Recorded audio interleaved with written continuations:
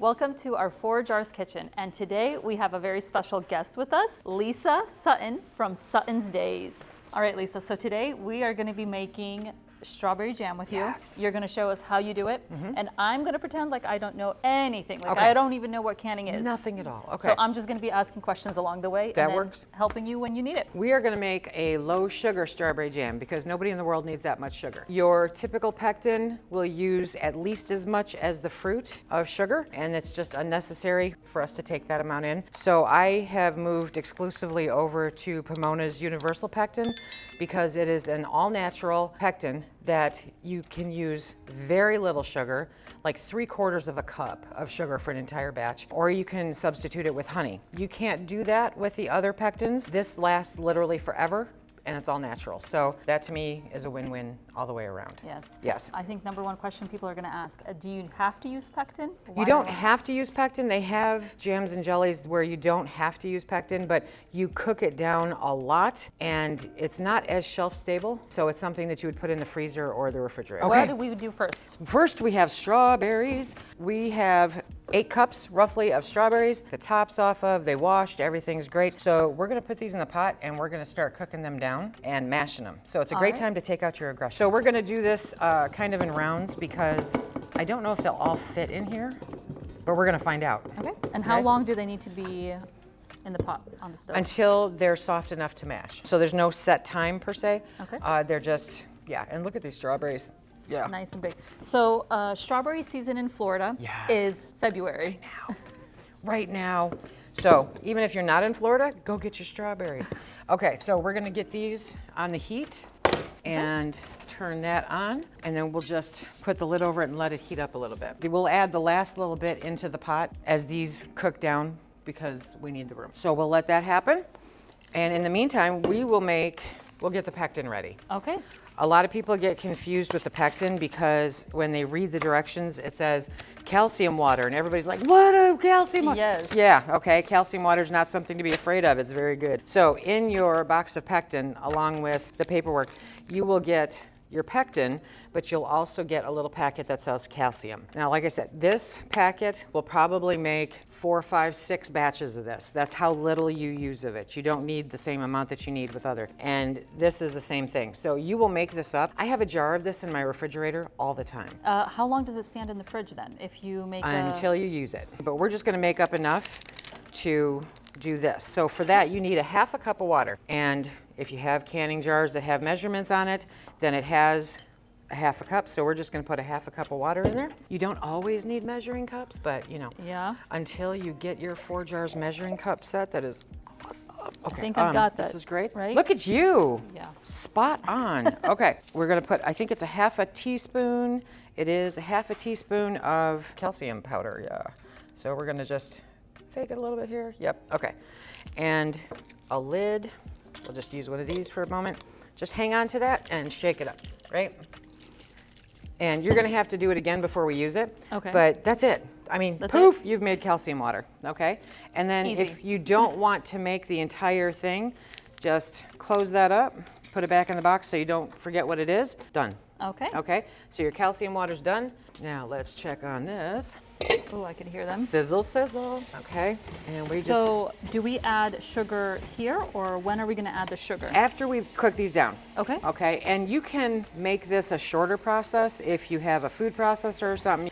Kind of throw them in there real quick, but you don't want to beat them to death because then they'll get a lot of air incorporated, and that's not what you're looking for either. And it also helps, you can also cut these down a little bit.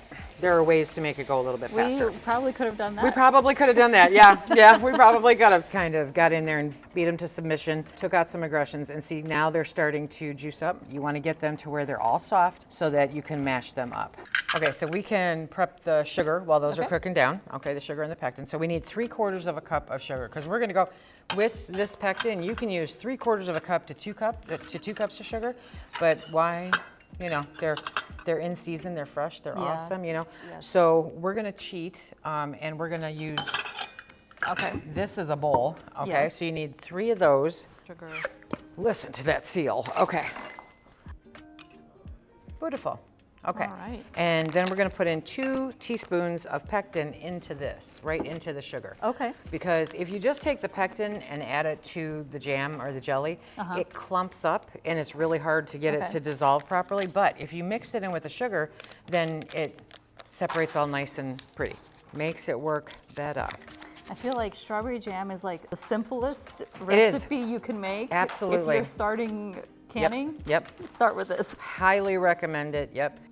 Oh, it's really good if you can make it even healthier than what it normally is. How much jam can one person eat? Well, I know. So yeah, that's why I don't make a lot anymore. With 3 little kids, Yes. I feel like we go really quickly. So Yes. that's why we did. Recently went strawberry picking, made some jam because I'm like, we go through jam in our house like crazy. And I'm like, we need to fix this somehow. Yes, we do. Yes, we do. And so this is the best way, especially because it's in season, it's perfect. Yes. And so the nice part is a lot of people will say, well, okay, so I went strawberry picking, right? And I picked 50 pounds of strawberries. I don't want to make that much jam right now. I'm a little busy, right? You don't have to. What do? You prep the strawberries, wash them, take the tops off of them, right? And put them in the freezer. Yep. So you can use frozen produce to make your jams. Not a problem. There's no problem with it. You're going to defrost it as you're cooking it down. So that's the big important thing. And most of the time, if you're buying frozen fruits, right? They are picked at their prime. Yes. So they're picked immediately and they are frozen immediately. So you're getting a great product. What are some other, okay, so we have 50 pounds of strawberries, but is there anything else that you can can besides strawberry jam with strawberries? With strawberries? Yeah. Yeah. Okay. So much stuff. Strawberry jam, the strawberry jelly, right? Yes. And then there's the variations thereof that are approved. So all those tops off of the strawberries, don't throw them out. Wash them. Put them in a pot. Add a lot of water. Figure half the pot of water. Fill it up with the strawberry tops, right? Cook that down on a nice slow temperature for a while, and you're pulling all of that flavor out of those tops, and you can create a strawberry syrup with it. Okay. So these are there's still some kind of hard pieces in there, right? Okay. But it's cooking down, and look at all the liquid. I mean, you couldn't fit all the strawberries in there No, before. we had like a whole bowl. Right, so now you've got all the strawberries in there, and it's creating the liquid. We turn down the temperature a little bit because foam happens. Yes. Here's another thing, okay? There's an old school method of the foam on strawberry jam. You're not going to avoid it. It happens, okay? It's also not the end of the world. And growing up, a lot of the older folks remember mom or grandma scooping that to make out. it look all nice and pretty. Right, so that it looks pretty in the jar and everything, right? And so then the kids could eat the foam and life's good. There's a thing where you can add a teeny tiny little bit of butter, and that's supposed to dissipate the foam. The other thing that dissipates the foam is time. It goes away. Yeah, we're gonna let this keep going because some of these are still, you can feel them. They're still kind of chunky hard. Do you wanna feel them? Yep, I do. Okay. Quick question, can you do a strawberry extract? You can. Have you done one before? Uh-huh, yeah, yes. Okay, so yes, you can. Now, legitimately, the one that I do uses freeze-dried strawberries. Okay. Because that to me is just simpler. But yes, you can. There are methods out there to take those strawberry pieces and put them in something like a very good quality vodka or a good quality rum, white rum. But you would take it and then you strain it out and then take it, so you kind of go back and forth. There's a whole process for it, but you can make extracts, you can make syrups, you can make jams, you can make jellies. And if you hang out with my husband long enough, you can make moonshine. Oh, okay. Okay. So now that we've got it to cook down, right? Yep. Now we're gonna bring it up to a legitimate boil. Be very careful, make sure that your pot is big enough because it can get splattery. Okay. Yeah, okay. Do we turn up the heat to get I it turned it back up. I turned it down originally so that it didn't scorch while we were getting all of those strawberries. Yeah. Now that they're all softer, we're gonna bring this up to a boil, and then when it starts to boil, we will add the pectin sugar combination. Because when you make this will settle, the calcium water will settle. So you're gonna wanna make sure to give it a really good shake and mix it up really good before we use it. And we are going to add 2 teaspoons. Okay. So you just add it right into the strawberries. You're gonna stir it gently and you're going to slowly mix in the sugar pectin combination. You're gonna stir it for about 90 seconds, give or take. We're gonna bring it back up to a boil and then we're gonna pull it off the heat. And if you don't want chunks of strawberries like this, you can mash it up more. Which do you prefer? Do you like more chunks? I like chunks. I like chunks, yeah. My husband was telling me too. He likes more of the chunks. Yep. I like it more mashed. Oh, do you? But what do the kids like? The kids liked more mash. Oh, okay. Yeah. Yeah. Well, I feel like it's, a kid's texture mash. That's why he was making fun of me. Okay. You like your strawberries mashed? Yeah. Okay, so now we've got that, and ideally you will bring it up to a boil that cannot be stirred down. Now we have some foamy business. And you right? guys don't smell it, but it smells so good. It smells so good. Yes. Now we're going to start filling our jars. And this is where, yeah, okay, I love this thing. Now, do you know where a 1/4 inch headspace is?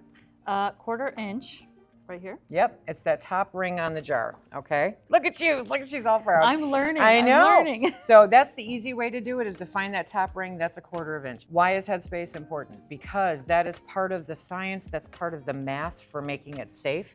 When you process the jars, the headspace determines how much air there is to vacate out of the jar during the process, okay? And if you don't vacate out all the air, then you get spoilage, you get mold, you get unsafe food. Yes. You get a waste of money and time. All right, Lisa, so what about sterilizing the jars? Okay, they have discovered that you don't have to sterilize the jars, but you do have to wash them. Yes. Okay, so wash them really good, nice hot water, nice soapy water, rinse them really good, because strawberry jam and dishwashing soap doesn't go good together. Yeah. Okay, and then you're good. So you do not have to sterilize them anymore. Just make sure they're washed. So now we're gonna fill them. And the really great part is, if you're not comfortable with looking at the ring, there's this company that has this really amazing funnel, and it's part of a set, but it has the measurements right there. So when you're looking down, that is helpful to be able to see those measurements, because then you know how to, where to stop without a whole bunch of guessing. Okay, so all right. now I you get to filling. fill it. Yes, you do. This ladle's kind of big. That's why I think I was a little over eager. Well, and you learn as you go along how much your ladle holds. Some of these are not even. What do we do? Okay, first you're going to check your headspace. There were some where you thought that they were super full, and once everything settles down, it's not as full, right? Yes. And so when you look at them from up here, you'll see they're not meeting the headspace requirement. Yes. So we actually need to add a little bit more to them, Okay. because all of them are low. This one, pretty close. That one's pretty close. So just add a little bit to each one? each one. Yep, until you get it up to that headspace that you need. If you just hold it up here, and then just kind of, okay, so you're making a mess. There's no way around making a mess. You're gonna make a mess, okay? This one is definitely high, so that is again where you go in there, and it's because there's a piece of fruit or something in there. Yep. And so you're gonna scoop out that piece of fruit and maybe add it to the other jar or put it back in the pot. If you're not making a mess, you're not cooking. All right. So now these are all right around where you need them to be. They're at the 1/4 inch headspace, okay? Okay. But because jams and jellies are sticky by nature, Yes. we need to make sure that the rims get cleaned off so that the lids seal properly, right? So something as simple as a paper towel that's wet, or a paper towel with some vinegar on it, okay? We're just gonna do wet, and you just go around the rim, and you want to get anything off of there that could prohibit the lid from adhering to the jar. A question that someone might ask, do you go on the inside as well, or more on the top and on the outside? The top is imperative. The outside is, just nice, because the ring is going to end up on there. Okay, but I'm going to start saying the. Lisa's going to start speaking Ukrainian here. I learned Yugoslavian.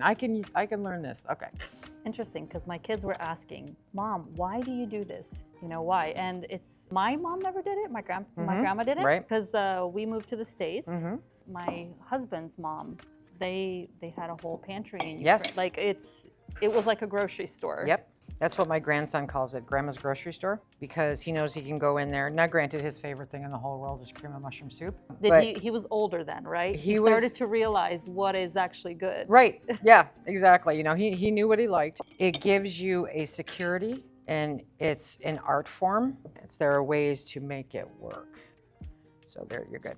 It's not necessary. With the compound and the thickness of the compound today and the chemical makeup of the compound today, it's not necessary to simmer it. Some people still do out of habit, heritage, whatever, but it's not necessary. I have never had a 4 jars lid fail because of that. It's time to put the lids on. So that's super simple, because these are like the best lids in the world, right? All right, so we put in our lids. One thing I do want to talk about is putting on the bands. Fingertip tight. Finger I think tight. that's like I know that I've had some people reach out and they're like, okay, well, what if I tighten mine tighter? What are the consequences of making it tighter? What could happen? And why only fingertip tight? If you could talk a little bit about that. So finger tight means that you are putting it on with your finger, your two fingers, to the point where it stops, where you are not taking it and cranking it on. If you put it on too tight, then what happens is the excess air in the jar cannot vacate. Yes. Okay. So by having it finger tight, it's just on there secure enough during the canning process. It will adhere to the jar and it will remove the excess air that's in that 1/4 inch headspace. So that's why I say headspace is important, because that's the math that they use for the amount of air that needs to be vacated for the amount of time that we need to can it. Okay. So that it all kind of domino Comes effects together. through, right? So you're gonna take your ring Okay. and you're gonna put it on there, anyone that you want, and you're gonna go fingertip tight, okay? So if you use just these two, Yep. and go until it stops, okay? Okay. And you're That's good. it. Now, if you put it on too loose, it'll pop out. If you put it on too tight, lid will buckle. And if it does seal, okay, but I would use it sooner than later. But you definitely don't want the ring coming off in the canner, Yes. because that's a mess. Yes. You know? I can only imagine. I don't buy new rings. I don't buy new jars for the To most make part. it look all pretty. Yeah, you know, that doesn't matter to me. It's not necessary. The functionality works. So I say, you know, it doesn't matter if it's ugly. It matters if it works. Nobody buys a hammer and keeps it polished all the time. Yeah. If you have a pristine looking hammer, you have a tool that's not being used. Yes. If you have rings that look sparkly all the time, you know, most likely it's not being used. But 4Jars, no. 4Jars in their infinite wisdom decided to mess with me, and they came out with rings that last longer and don't tarnish as quickly. So yes. Well, there you go, folks. Yeah, okay. These are ready. Yep, so now How do we know the water's ready? it's got to be boiling, legitimately boiling. We used to do a lot of stuff that we don't do today, okay? Because now we know better, so now we do better. You have to put a lid on there. That will bring it up to temp quicker. It will keep the heat in there, and you will get that boiling consistently the way that you need to. Okay, so now we've got it all jarred up, and just for the sake of the video, we decided to put them all into the rack. Normally, you could just hang this over the water pot, and it would hang there, and you would put the jars in, and it's secure. You cannot just put them in there because they're going into boiling water that is at least an inch over the top of the jar. Yeah. So if you just put it in there, they're gonna swim like fish. They're gonna have so much fun, but they have to be in the basket. So now we're going to put these into the pot, okay? Okay, and remember this is hot and it's steaming, so you wanna be careful. And it's boiling water, and now we're gonna put that in, submerge it all the way. It's got an inch over there, and now we're going to process that for 10 minutes. Okay, so these canned in boiling water Yes. for 10 minutes, Yes. right? And now we've turned it off, and now we're gonna pull them out. Two right. ways to do it. If you wanna risk going in there with mitts or something and pulling those up and putting them up on the edge, that's fine. But you can also go in there with that awesome tool. I'm gonna do the tool. I'm terrified of things Yep. falling over. Yep.